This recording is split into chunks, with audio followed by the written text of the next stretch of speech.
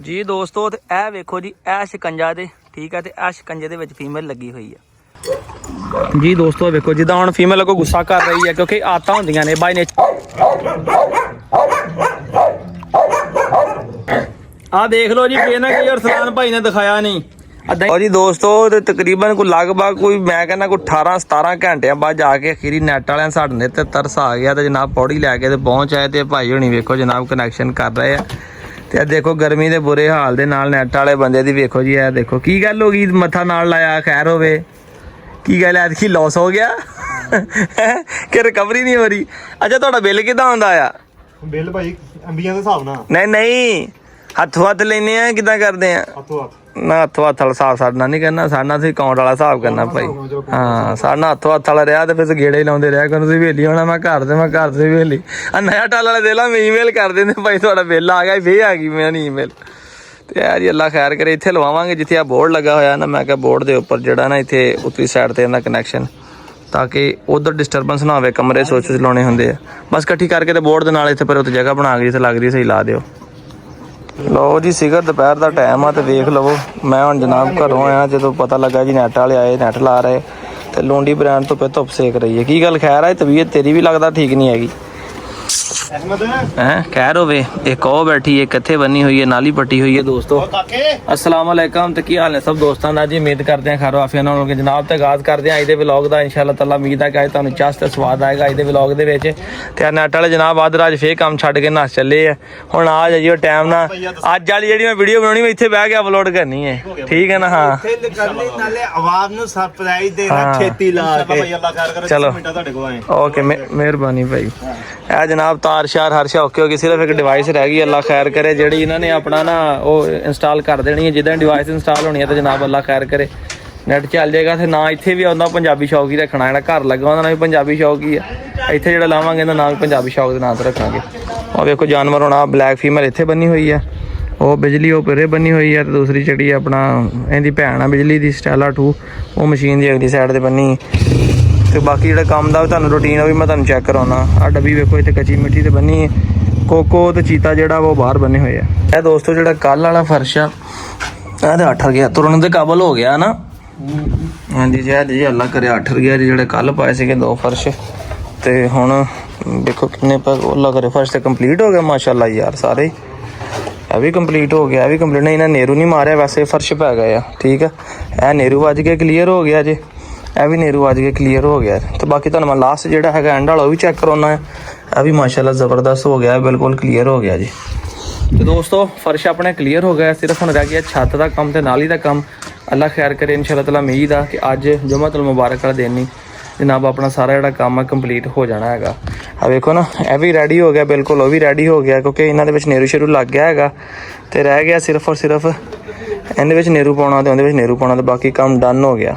ये दोस्तों pointer female ठीक है जिंदे बच्चे हैं बच्चियां ने अंदर पे इस टाइम ठीक है बच्चों झाती मारी अंदर नज़र नहीं आ रहा एक साइड से इकट्ठे हुए होने हैं बच्चे तो अज अल्लाह खैर करे मेरा ज़हन आ कि इधरों काम तो फ्री हो के तो जोड़ा एयर कूलर उन्हें सप्लाई घर पाई लिया के तो अल्लाह खैर करे इंशाल्लाह वो भी कंप्लीट करके तो पक्खा चलाने हैं तो 1-2 दिन बच्चे जोड़े इतने आ बाकी जो बच्चे हो गए ने अपना केज छत पै के रेडी हो गई चीता इधर ले आना है वा तो बच्चे इधर खुली के अंदर शिफ्ट कर देने हैं। तो यह देखो दोस्तों यह ड्रेन सिस्टम रखा जी यह नाली है ठीक है इहदे सीधा पानी बाहर तो यह अंदरला निज़ाम आ ठीक है आ पता नहीं किसी की पहले की रोटी पई है या किसी ने उल्टी की है तो यह जनाब जोड़ा ना अपना अंदरला निज़ाम इन्नी गहरी है कि सुकून इतने बच्चे हो सकते हैं देखो कम से कम फुट एक गहरी है तो इहदे बच्चे बाहर नहीं आने लगे ठीक है और एक खुला भी होएगा तो यानी अगों इसे दरवाज़ा लगा होएगा तो कुत्ती ने बच्चे भी दिते होण ते बच्चे अंदर होणगे बाहर होणगे जदों तक एडे वड्डे नहीं हो जाते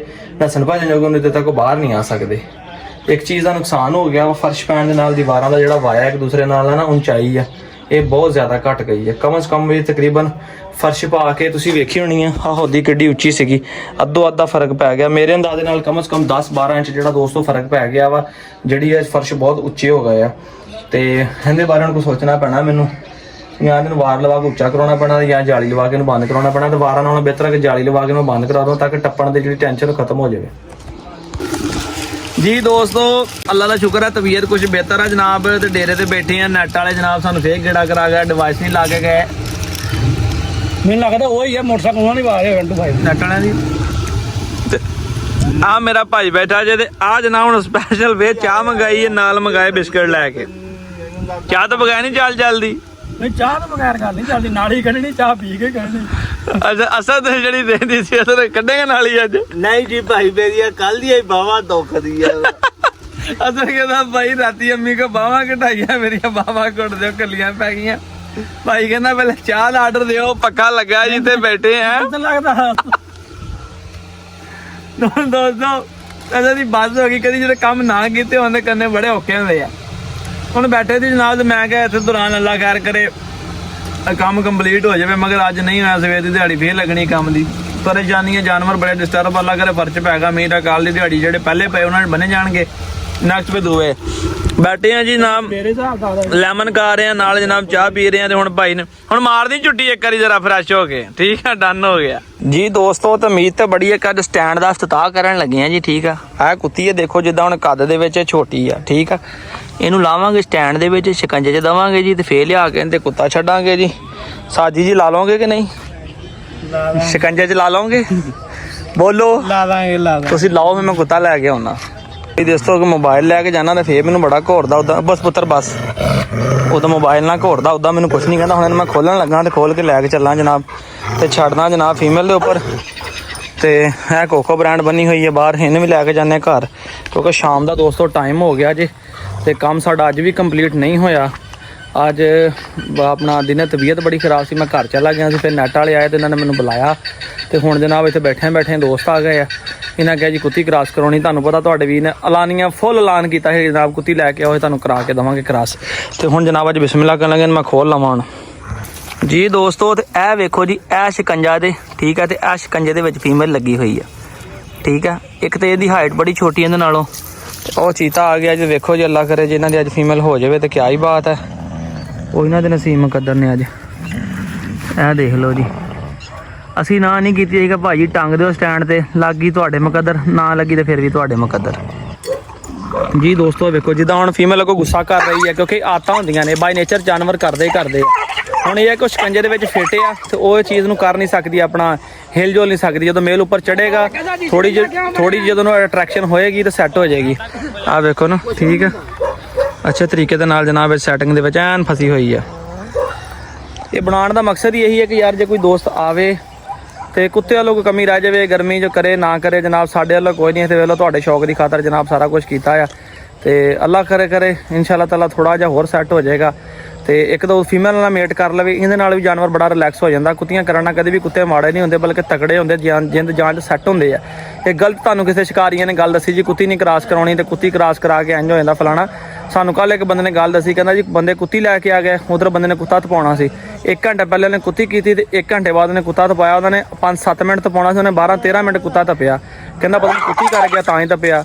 ਇਹ ਚੀਜ਼ਾਂ ਜਨਾਬ ਹੋ ਜਾਂਦੀਆਂ ਨੇ, ਇਹਦਾ ਕੋਈ ਨਹੀਂ ਗੱਲ ਹੁੰਦੀ। ਤੇ ਬਾਕੀ ਹਜੇ ਤੱਕ ਤਾਂ ਜਨਾਬ ਚੇਤੇ ਹੋਣ ਦਾ ਇਰਾਦਾ ਕੋਈ ਨਹੀਂ ਲੱਗ ਰਿਹਾ। ਤੇ ਕੁੱਤੀ ਵੀ ਬੜੀ ਵਿੱਚ ਫਿੱਟ ਆਈ ਹੋਈ ਹੈ, ਪਿਸ਼ਾਬ ਸ਼ੂਬ ਕਰੇਗਾ ਕੁੱਤਾ, ਕਿਉਂਕਿ ਮੈਂ ਖੋਲ ਕੇ ਲੈ ਕੇ ਆਇਆ ਸੀਗਾ। ਇਹ ਸਟੈਂਡ ਸੂਣ ਲਾਏਗਾ, ਰਿਲੈਕਸ ਹੋਏਗਾ ਤੇ ਕਰੇਗਾ। ਲਓ ਜੀ ਆਖਰੀ ਟਰਾਈ। ਸੋ ਕੁੱਤੀ ਕੋਈ ਨਹੀਂ ਹੋਈ ਕ੍ਰਾਸ, ਇਹ ਹੋਵੇ ਨਾ ਹੋਵੇ। ਮੈਂ ਕਿਹਾ ਅਸੀਂ ਤਾਂ ਬੜੀ ਕੋਸ਼ਿਸ਼ ਕੀਤੀ ਹੈ। ਇਹ ਤਾਂ ਸੇਬ ਦਾ ਮਰੱਬਾ ਜੇ, ਇਹ ਵੇਖਣਾ ਕੀ ਆ, ਆਹ ਪੱਥਰ ਕਿਹੜੀ ਸ਼ਾਇਦ ਆ। ਮੰਨ ਜਾਏਗਾ ਉਸ ਬੰਦੇ ਨੂੰ ਜਿਹੜਾ ਬੰਦਾ ਕਮੈਂਟ ਦੇ ਵਿੱਚ ਦੱਸ ਦੇਵੇ ਕਿਹੜੀ ਚੀਜ਼ ਆ ਜਿਹੜੀ ਇਹਨੂੰ ਮੈਂ ਪਾਉਣ ਲੱਗਾ। ਪਹਿਲੇ ਇਹਨੂੰ ਮੈਂ ਮਰੱਬਾ ਪਾ ਕੇ ਚੈੱਕ ਕਰਨ ਲੱਗਾ ਪਹਿਲੇ ਦਿਨ, ਇਹ ਖਾਂਦਾ ਕਿ ਨਹੀਂ ਖਾਂਦਾ।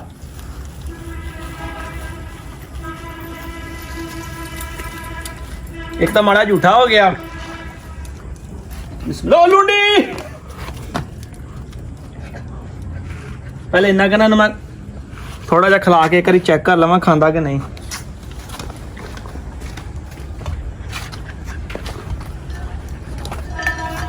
ਖਾਲਾ ਖਾਲਾ ਖਾਲਾ ਸੀਤਾ ਖਾਲਾ ਖਾਲਾ। ਇੱਕ ਪੀਸ ਨੂੰ ਹੋਰ ਪਾਉਣ ਲੱਗਾ।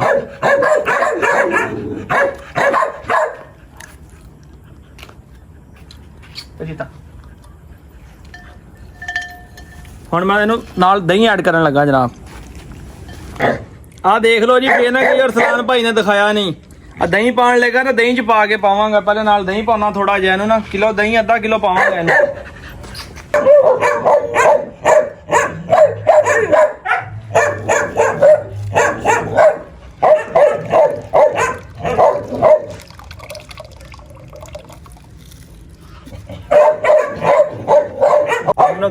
बहुत ज़्यादा, जितनी ठंडी खुराक दूंगा उतना ही सही रहेगा। मिठा भी हो जाएगा, ठंडा है ना। हम नाम ही दोस्तों खादा ना तो असी इन्हू रख के चले ताकि ये अपना ना पे रात खा लेगा।